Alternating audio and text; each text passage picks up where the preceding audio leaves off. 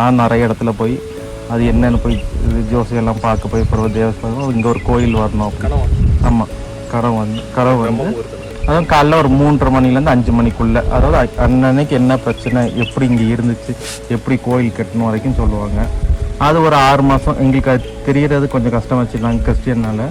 அதுக்கப்புறம் நாங்கள் அது தெரிஞ்சு சரி கோயில் கட்டலாம் முடிவு பண்ணதுக்கப்புறம் அவங்க ஒன்று ஒன்றா வந்து இந்த இடத்துல எனக்கு இப்படி வேணும், சிலை இப்படி இருக்கணும்னு சொல்லி அவங்க சொல்கிறதுனால ஒரு ஸ்டெப்பாக கட்டி இப்போ அவங்க சொன்ன மாதிரி ஒன்று ஒன்றா நடக்க எங்களுக்கும் நாங்கள் அந்த பழைய நிலைமைக்கு திரும்ப வந்துட்டுருக்கோம்.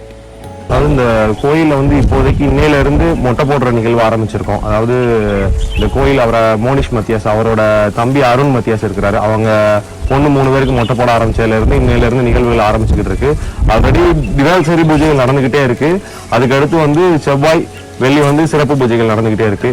இங்க வந்து என்னென்ன சாமி இருக்குன்னு பாத்தீங்கன்னா சுயம்பு வனபத்ரகாளி தேவி இருக்குது, அடுத்து சித்த விநாயகர் இருக்கிறாரு, அதுக்கு அடுத்து வன சுடலை இருக்குது, இசக்கியம்மன் இருக்கிறாங்க, யக்ஷினி தேவி இருக்கிறாங்க, வன சித்தர் இருக்கிறாங்க. இங்க வந்து அவங்களுக்கும் பூஜைகள் நடந்துகிட்டு இருக்கு. யக்ஷினி தேவிக்கு மட்டும் வந்து வெள்ளிக்கிழமை மட்டும் தான் பூஜை நடக்கும். அதே மாதிரி நாகர் இருக்கிறாரு, நாகம் அந்த புத்து வந்து தன்னாலேயே வந்ததுனால 5 தலை நாகர் சிலை நம்ம ஸ்டேச்சு அதுவும் வச்சிருக்கோம். சிலையும் தற்போதைக்கு இப்படிதான் போய்கிட்டு இருக்கு. இந்த சிலையோட இது சொல்றேன். இந்த சென்னை போயிருக்கும் போது சும்மா வந்து அங்க மகாபலிபுரத்துல சிலை அதிகமா செய்வாங்க அப்படின்னு சொல்லியிருக்கும் போது மகாபலிபுரம் போய் பார்க்கும்போது இந்த சிலையை வந்து நம்ம லாக்டவுன் போட்டிருந்தாங்கல்ல, ஃபர்ஸ்ட் லாக்டவுன் போடும்போது அவரே வந்து அவருக்கு தோணி இருந்துச்சு, அதே மாதிரி பழைய 1000 வருஷத்துக்கு முன்னாடி வந்து இந்த சிலை எப்படி இருக்கும் அப்படிங்கிறத நான் செஞ்சு பார்க்கணும் அப்படின்ட்டு அவர் செஞ்சு வச்சிருந்தாரு.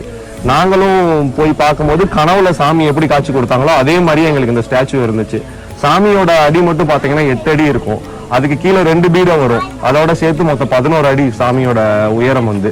அது வந்து போய் நாங்கள் வாங்கிட்டு மகாபலிபுரத்துல இருந்து இங்கே கொண்டு வந்தோம். அப்போ கொண்டு வரும்போது நிறைய விஷயங்கள் எங்களுக்கு அப்பவும் சொன்னாங்க, இதே மாதிரி நீ போகும்போது இந்த விஷயங்கள்லாம் நடக்கும், எல்லா விஷயங்களும் சொன்னாங்க. அதே மாதிரி இங்கே கொண்டு வந்து வைக்கவும் கரெக்டாக நான் சிலை வச்சு ஒரு 10 நிமிஷத்துல மழையும் பெஞ்சிச்சு அந்த இடத்துல கொண்டு வந்து. இந்த கோயிலுக்கு வர்றதா இருந்தால் தென்காசி புதிய பேருந்து நிலையத்துல இருந்து பண்பொழி வந்து பண்பொழியில இருந்து மேக்கரைன்னு சொல்லி கேட்டீங்கனாலே சொல்லிடுவாங்க. மேக்கரையில் இறங்கி இப்போ புதுசா வனபத்ரகாளியம்மன் கோயில் கட்டியிருக்காங்கல்ல அப்படின்னு கேட்டாலே எல்லாரும் சொல்லிடுவாங்க. அப்படி இல்லாட்டி எருமச்சாடி ஃபால்ஸ் கேட்டாலே அதுல லாஸ்ட் வந்தீங்கனாலே கோயில் ரோடு தான், அப்படி பிடிச்சி மேலே வந்துடலாம்.